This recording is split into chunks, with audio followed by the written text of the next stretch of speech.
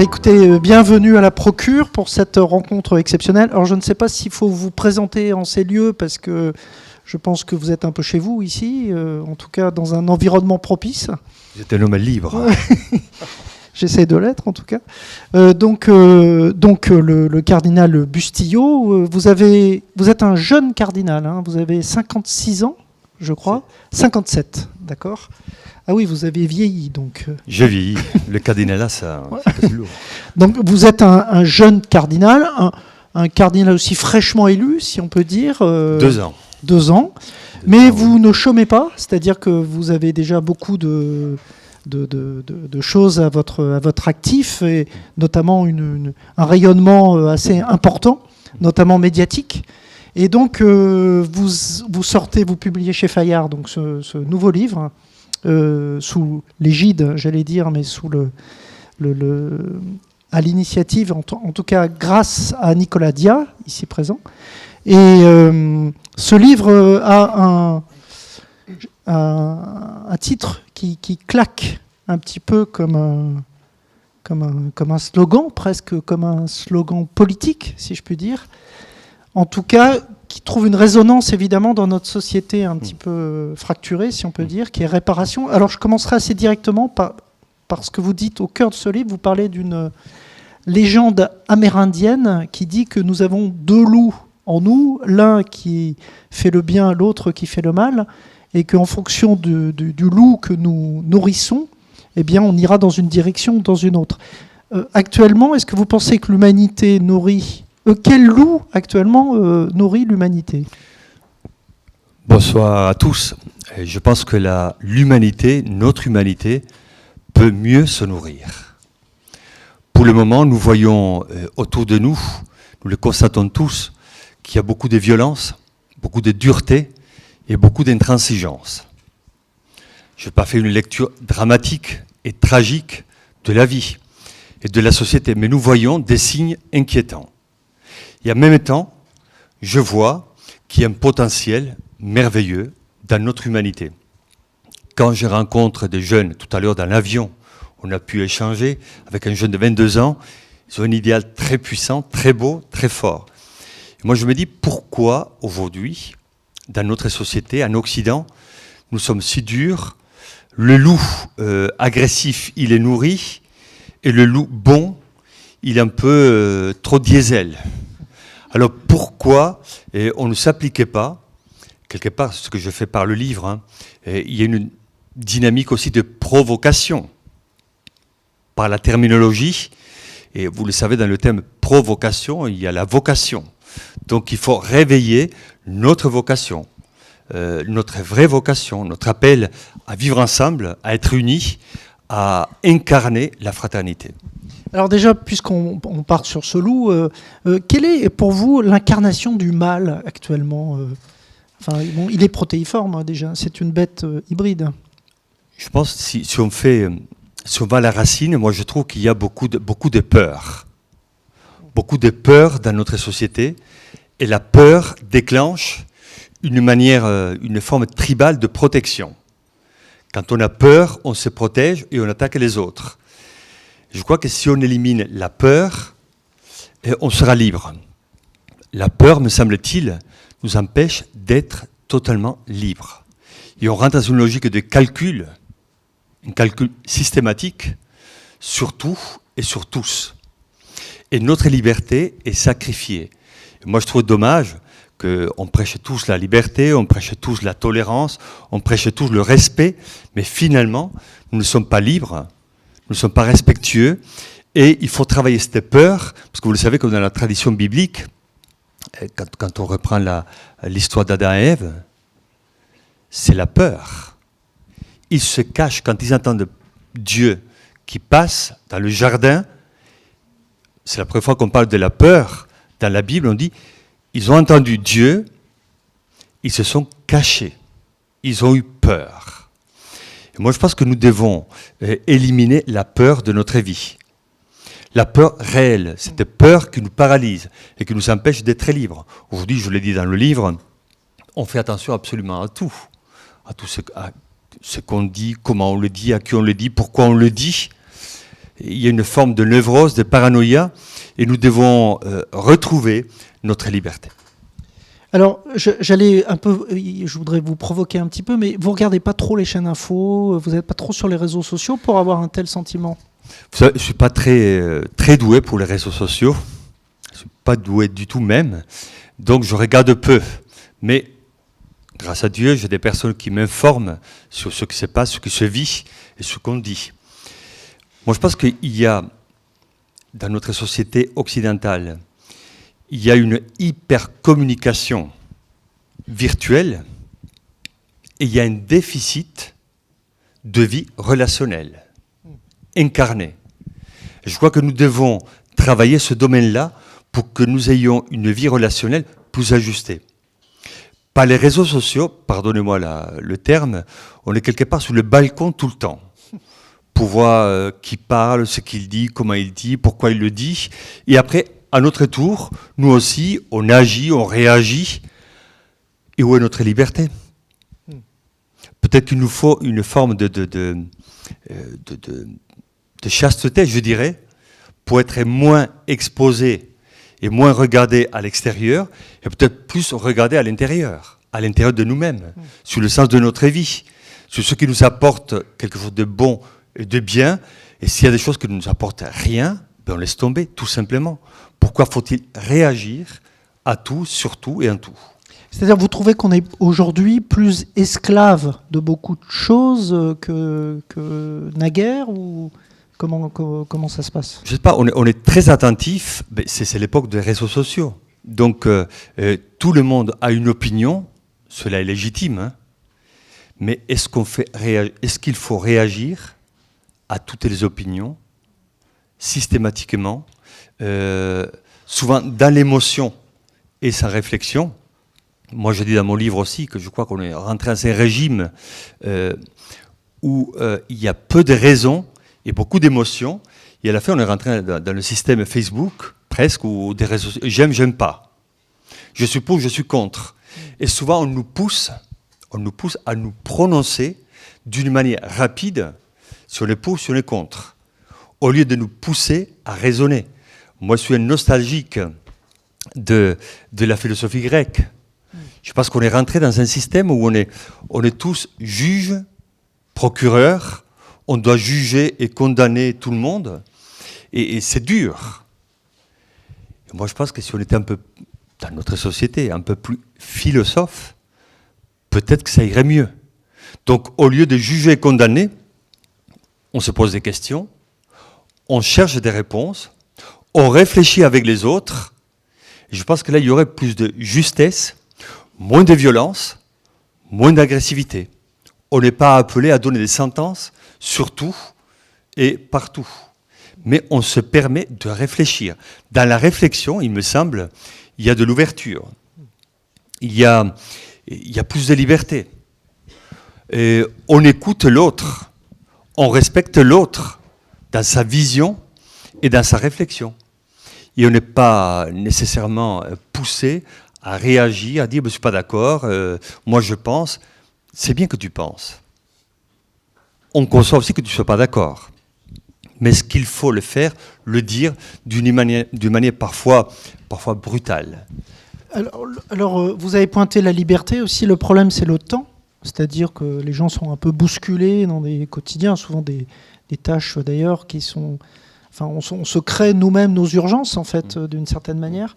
Quel discours vous pouvez porter, un discours spirituel pour, j'allais dire, donner du temps au temps? Oui, justement, je pense que nous vivons dans une société assez frénétique. On court, on va très vite, parfois trop vite, et il nous manque l'espace de la réflexion. Les espaces gratuits, où on se pose, on se repose, on dépose aussi nos situations. Parfois, on pourrait aller c'est mon rêve, je le prêche, hein, en Corse et ailleurs. On va dans une église, mais on se pose. On retrouve le calme. On se retrouve avec soi-même, avec le Seigneur. Pourquoi aller à...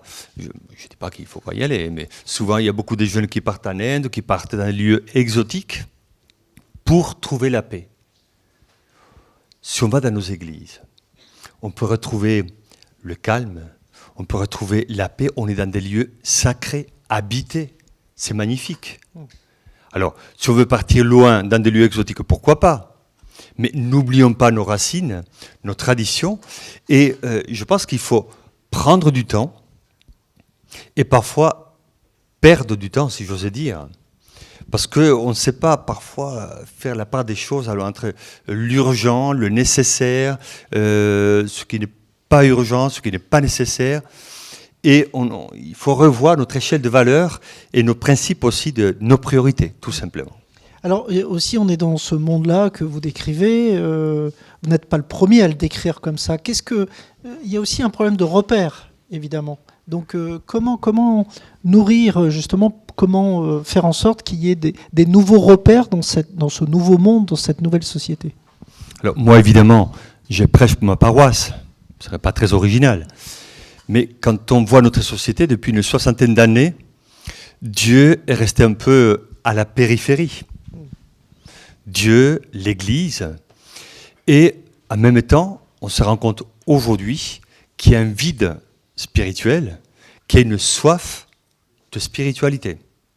Et ce ne sont pas les curés qui le disent. Mais dans notre société, on voit de plus en plus des personnes qui sont en quête de points de repère, de paroles créatrices. Ils sont en quête des personnes qui donnent un sens à leur vie, des personnes capables d'écouter, de conseiller et d'orienter. On a beaucoup de coachs pour le côté alimentaire, pour le côté vestimentaire, pour le sport, pour plein de choses. L'Église peut offrir une qualité d'écoute et de conseil dans le domaine de la vie intérieure, dans le domaine de l'être. Parce que pour le savoir, l'avoir, le faire, on en parle dans notre société, on est doué. Mais pour l'être, qui le soigne? Je pense que dans la tradition de l'Église, on pourrait, moi je le dis souvent à mes prêtres et aux diacres, prenons le temps d'écouter, de conseiller et d'orienter, dans le respect de la liberté des personnes. Il faut toujours respecter la liberté des personnes. Nous ne sommes pas faits, nous les prêtres en tout cas, nous l'Église, notre mission n'est pas de dominer les consciences, de manipuler, de séduire. Nous devons respecter la liberté de chacun. Et là, il faut être vraiment très chaste. Dans mon livre sur la formation des prêtres, je l'avais dit, il y a 5 ans, quand on fait de l'accompagnement spirituel, quand on confesse, nous devons être très respectueux de la liberté de l'autre. Et c'est le propre de la tradition catholique. Dans la tradition monastique, voire plus tard, il y a tout ce respect. On ne rentre pas dans l'intimité de l'autre. Et actuellement, il me semble qu'il faut prendre le temps, justement, de connaître les personnes. Qu'est-ce qu'on connaît des personnes? Moi, c'est la question que je me pose souvent. On voit quelqu'un, on a une impression. Elle est légitime, elle est naturelle, elle est normale. On voit les personnes, avec certaines, il y a une affinité, avec d'autres pas. C'est normal, c'est naturel. Mais que connaissons-nous du monde intérieur des autres? C'est pour ça qu'il faut prendre du temps. Il faut ressusciter la dimension du sacré. En chacun de nous, il y a quelque chose de sacré. Souvent, on va voir ce qui ne va pas. Il est beau, il n'est pas beau, il est intelligent, il n'est pas intelligent, il est ici, il est là. Et notre jugement, notre perception, elle est très rapide et un peu superficielle. Mais que savons-nous de la vie des autres? Que savons-nous du parcours d'une personne, de son monde intérieur, de ses combats, de ses douleurs, de ses joies, de ses rêves? Que savons-nous? Il est tellement facile de mettre des étiquettes. J'aime pas, il est bien, il n'est pas bien. C'est très superficiel.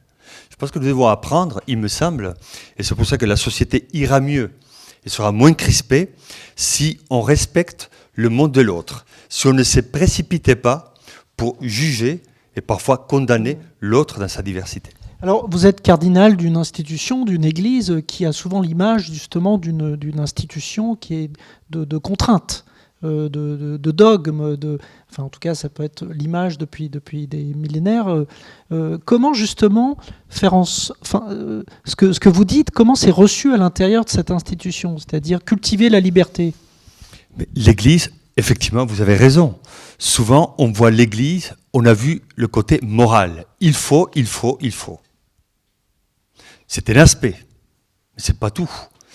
On n'oublie pas la première fois, et ça c'est magnifique, que Jésus parle dans l'évangile de Matthieu.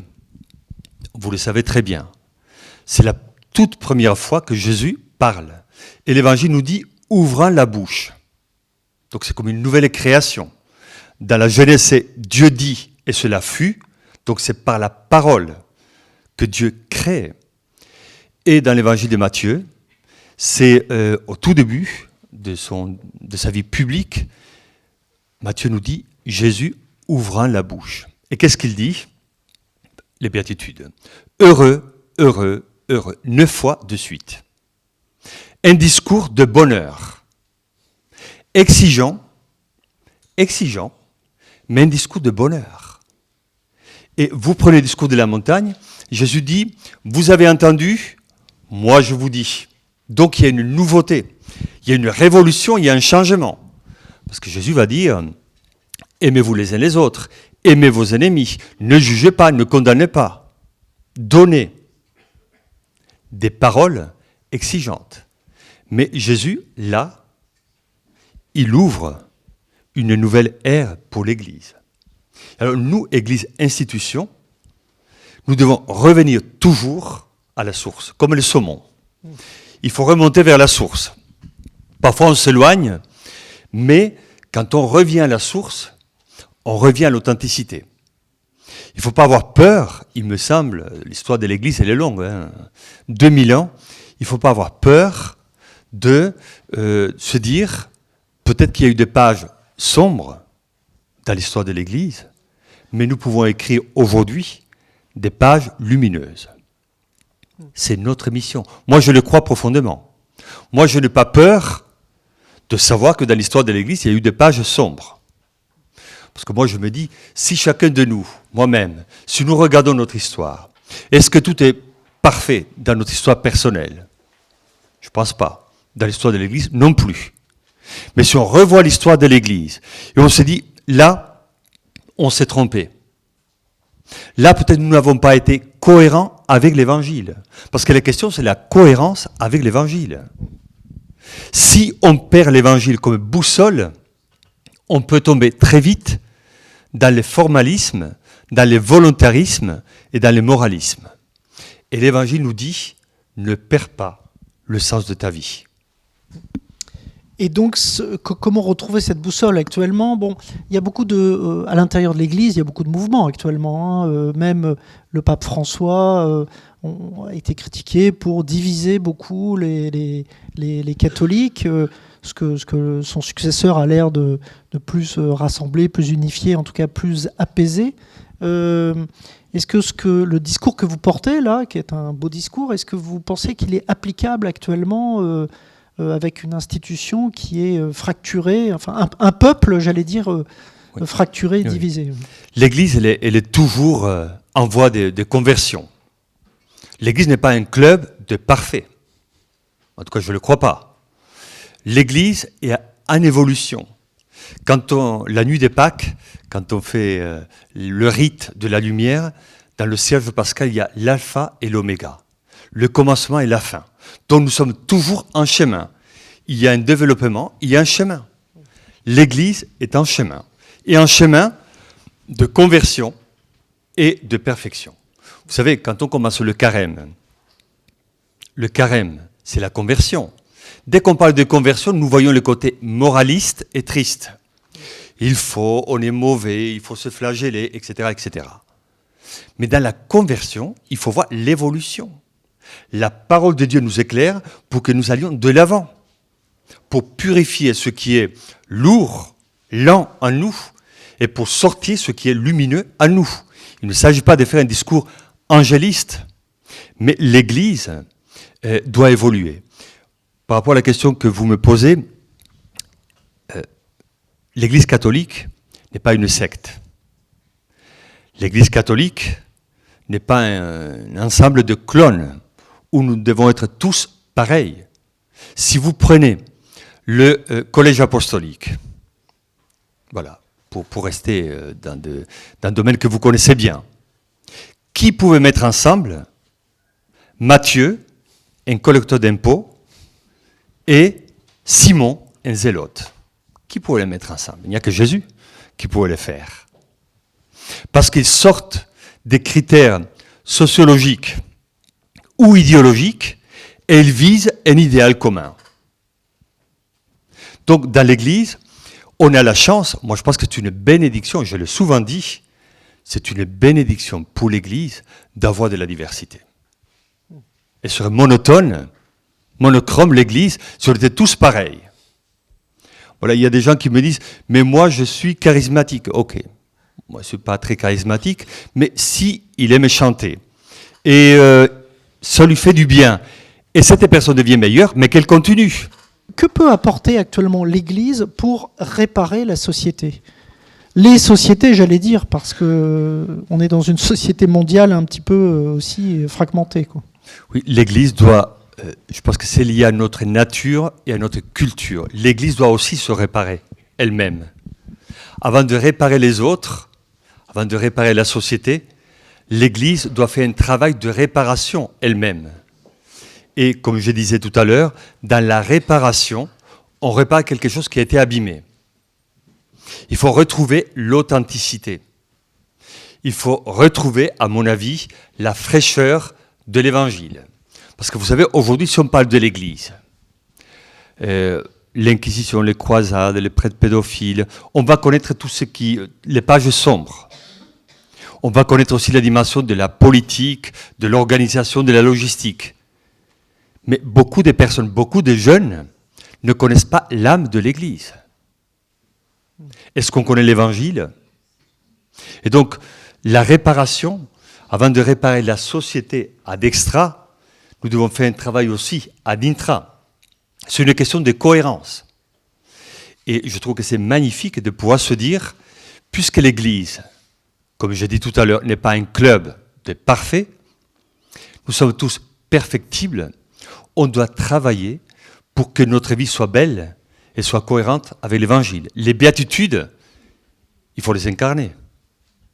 Autrement, c'est de la poésie. Si nous prenons, j'ai cité tout à l'heure, le discours de Matthieu, aimez-vous les uns les autres. Alors quand on le cite, c'est magnifique et on dit bravo Jésus. Mais après, il faut l'incarner. Et incarner l'Évangile, c'est exigeant. C'est pas évident, mais c'est merveilleux. Si on incarne l'Évangile, on rend à la société une vie meilleure. L'humanité va mieux. Je ne dis pas que l'Église doit dominer, retrouver sa place pour dominer tout le monde. Mais l'Église peut apporter, comme dit Jésus dans l'Évangile, le sel, du goût.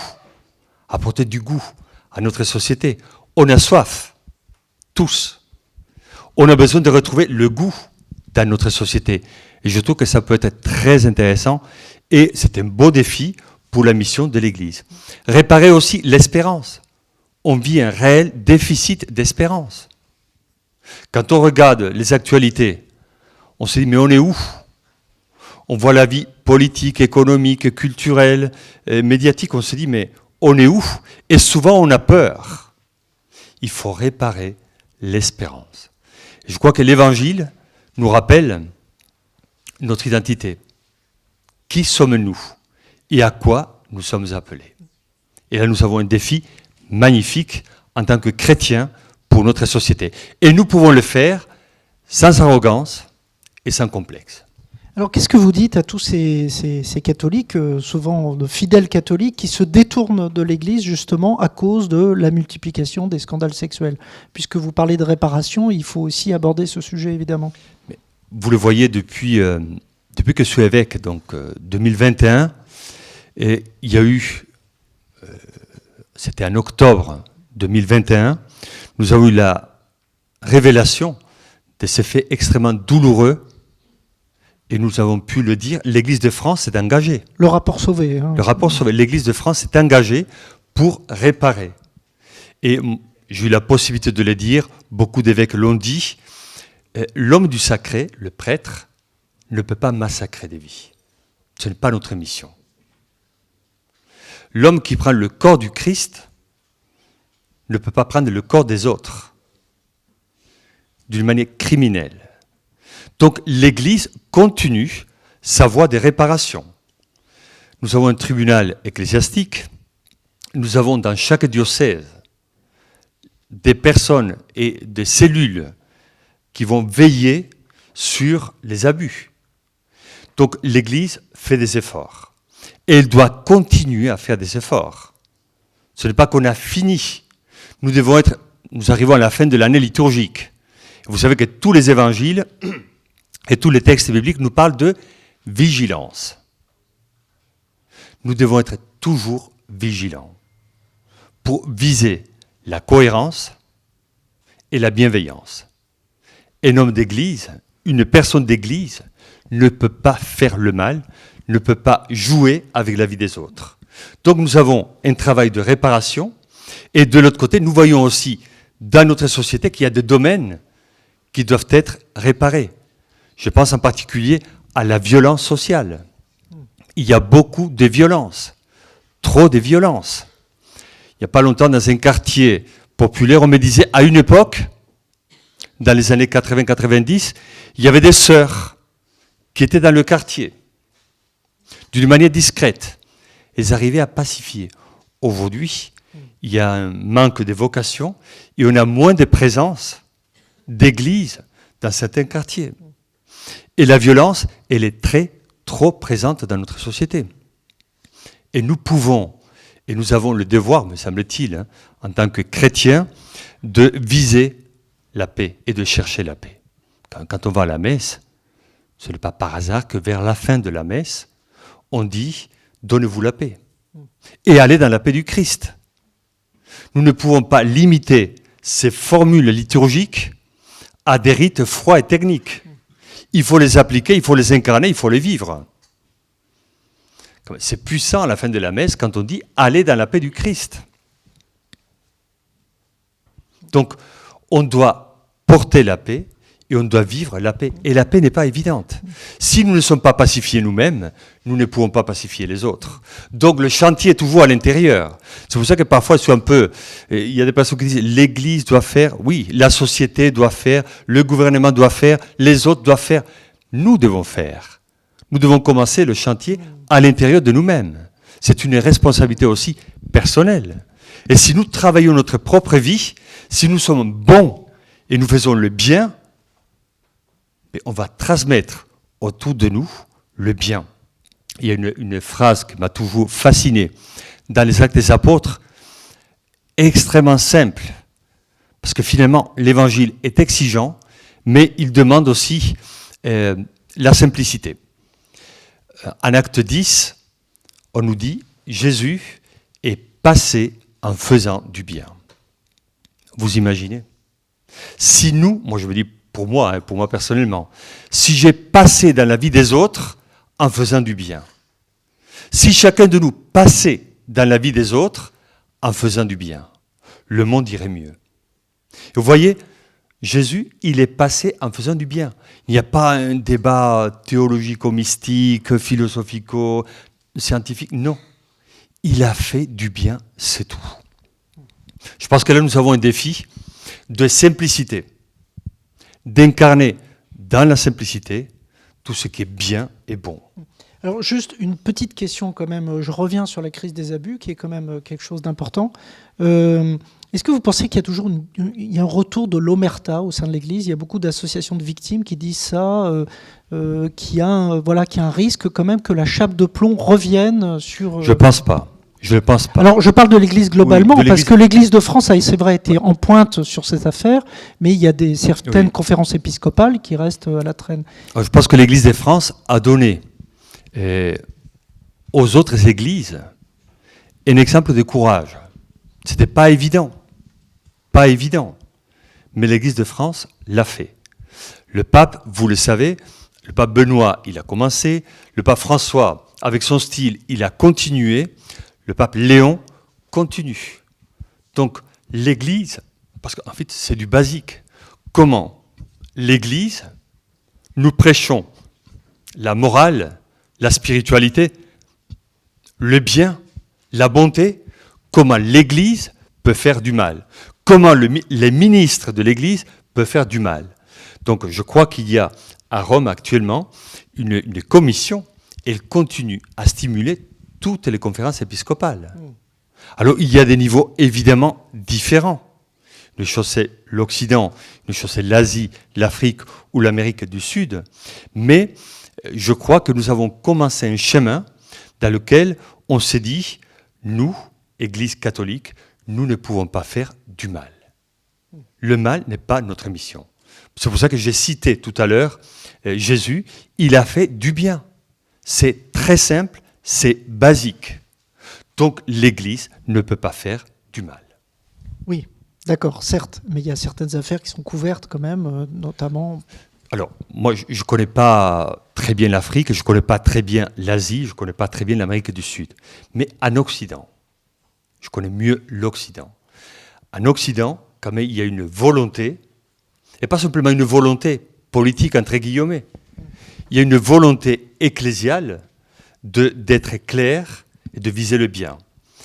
Moi, je fais partie, vous le savez, du dicaster du clergé à Rome, avec le dicaster du clergé dans la formation des prêtres. Et dans l'accompagnement des prêtres, nous cherchons aussi, et pour l'Église universelle, on ne peut pas cacher le mal. Quand on est curé, quand on est évêque, quand on a une responsabilité ecclésiale, on ne peut pas cacher le mal, parce que le mal provoque des souffrances. Et nous ne pouvons pas être spectateurs des souffrances des autres. Nous devons agir et réagir. C'est notre mission, c'est notre devoir. Si moi je vois quelqu'un qui souffre et quelqu'un qui fait souffrir, si je le laisse faire, je ne vis pas ma vocation. Et je suis sadique, je ne peux pas m'amuser. Et donc l'Église universelle, je pense que le pape Léon l'a dit aussi clairement, nous ne pouvons pas cacher le mal. Nous devons lutter contre le mal et contre les abus de tout genre. Oui, dernière question sur ce sujet, après on fait une question d'actualité et puis après on fera les dédicaces. Puisque vous êtes membre du dicaster sur le clergé, est-ce que vous pensez, c'est ce que disait le cardinal Aveline dans le Point la semaine dernière, que les prêtres ont été trop placés sur un piédestal ces derniers temps, qui fait que ce qui a permis cette culture propice aux abus? Il est difficile d'avoir une vision générale à ce niveau-là, parce qu'on a eu de tout. L'Église catholique, elle est universelle, donc les prêtres qui sont en Amérique, en Asie, en Afrique ou en Occident, ils ont des vies différentes. Alors, moi je pense que les prêtres, il y a certains ont beaucoup souffert, de la solitude, et ils ne se sont pas sentis soutenus aussi par la hiérarchie. Donc certains se sont sentis abandonnés, d'autres peut-être ils se sont sentis tout puissants. Je pense qu'il est difficile, à mon avis, de dire il y a eu un peu de tout. Mais ce qui est important, c'est d'apprendre de l'histoire du passé, de l'histoire d'aujourd'hui. Comment aujourd'hui les prêtres retrouvent leur place avec une justesse. Ils sont des pasteurs, donc ils doivent viser le bien des brebis. Et donc nous devons retrouver la justesse dans notre relation entre nous, entre les cultures et dans le monde. Alors, on est à la veille du premier grand voyage pontifical du pape Léon XIV, qui va se rendre en Turquie, au Liban, terre ô combien symbolique. Quelle est pour vous la philosophie de ce voyage? Alors évidemment, l'orthodoxie, l'œcuménisme, le chemin vers la paix, mais et puis on va aussi découvrir aussi Léon XIV, qui pour l'instant est assez... Vous m'aviez dit dans le Point, quand on avait fait l'interview, qu'il était un peu diesel, c'était un pape diesel, c'est-à-dire qu'il prenait son temps. On a dit, certaines disaient ça. Oui, c'est pas moi. Je ne saurais pas. Non. Certaines disaient, alors, s'il va trop vite, on dit, il se précipite. S'il va trop lentement, on dit, il est diesel. Bon. Après, chacun a son rythme. Quel est pour vous ce voyage? Alors, comment vous l'interprétez? Moi, je trouve que le voyage, il est symbolique. Donc, il va vers Nicée, les racines de notre foi. Quand même, il ne faut pas oublier, parce que quand on dit Nicée, on dit le credo, c'est formidable. Mais pourquoi l'empereur a convoqué le concile? Parce qu'il y avait des divisions doctrinales, ecclésiales. L'Église n'était pas... Et on venait de finir l'époque des persécutions. Et là, on sent une Église fragile. Il y a des divisions doctrinales. Et donc, l'empereur convoque un concile pour chercher l'unité. Donc, le pape Léon, il est très sensible à l'unité de l'Église. Donc, il va vers nos racines doctrinales pour que l'Église retrouve l'unité et sa place. Nous ne pouvons pas prêcher l'unité aux autres si nous-mêmes nous sommes divisés. Il va rencontrer le patriarche orthodoxe de Constantinople, d'Istanbul, donc un signe écuménique fort. Nous l'avons écouté il n'y a pas longtemps à Lourdes, invité par le cardinal Aveline. Il va aller en Turquie, il va aller au Liban, c'est-à-dire des pays, surtout la Turquie, où les catholiques, la présence catholique n'est pas très puissante. Donc il ne cherche pas le succès numérique. Il va encourager des petites communautés qui sont restées fidèles dans des pays à majorité musulmane, comme la Turquie. Mais nos racines, elles sont là.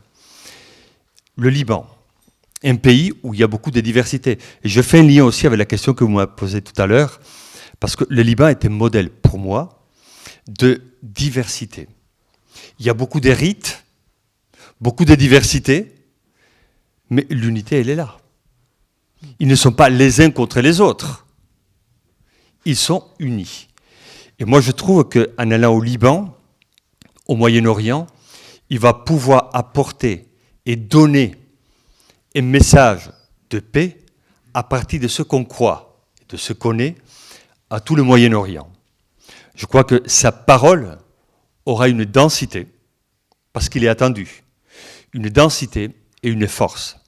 Et je crois que notre humanité, moi j'étais surpris et émerveillé pendant le début du pontificat du pape Léon à Rome, nous étions là tous les cardinaux, de voir beaucoup d'autorités civiles de notre monde étaient là.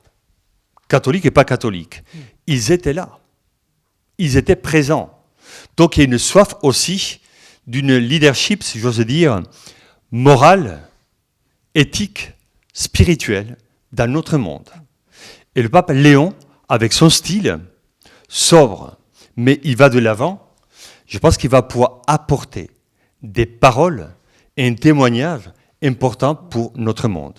Alors, lui qui n'aime pas trop le terrain politique, il va être obligé aussi quand même d'aller sur ce terrain politique, parce que l'orthodoxie est un monde fracturé. Vous avez parlé du patriarche Bartholomé, mais il y a aussi le patriarche Kirill de Moscou qui a partie liée avec Poutine, donc dans la guerre en Ukraine. Il va rencontrer Erdogan, qui est quand même qui pousse beaucoup l'islam. Donc c'est un voyage aussi à intensité politique, si on peut dire, pas seulement spirituelle. Oui, mais le pape, justement, il incarne un principe d'unité. D'unité.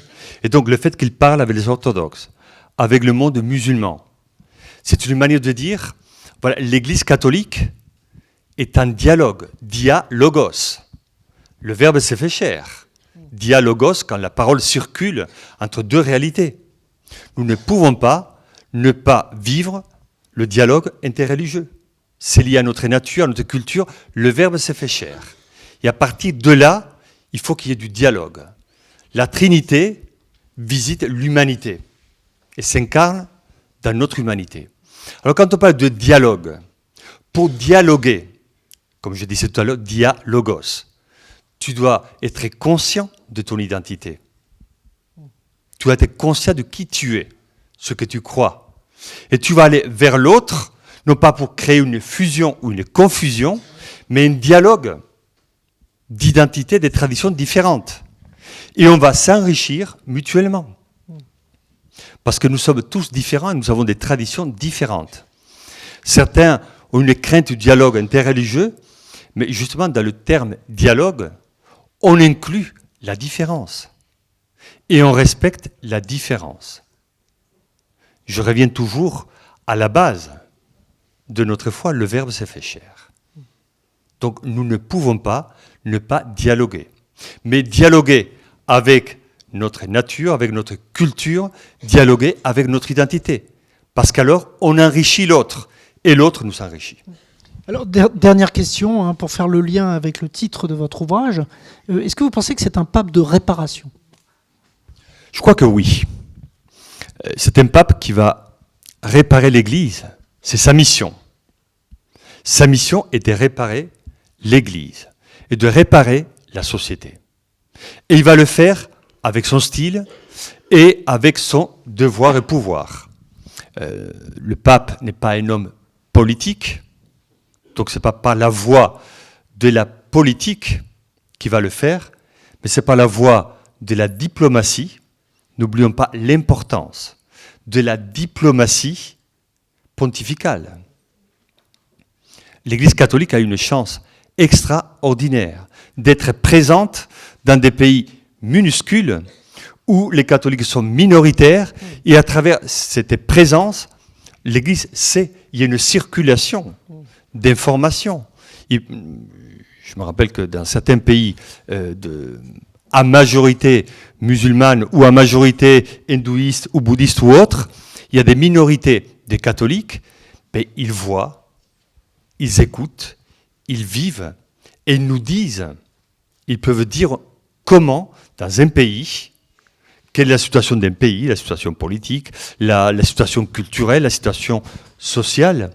Et cela apporte beaucoup à l'Église. Donc le pape a un devoir, de par l'activité aussi diplomatique, il a des informations venant de la base. C'est le mieux informé au monde, on peut dire. Moi, je pense à des religieuses qui sont en Syrie.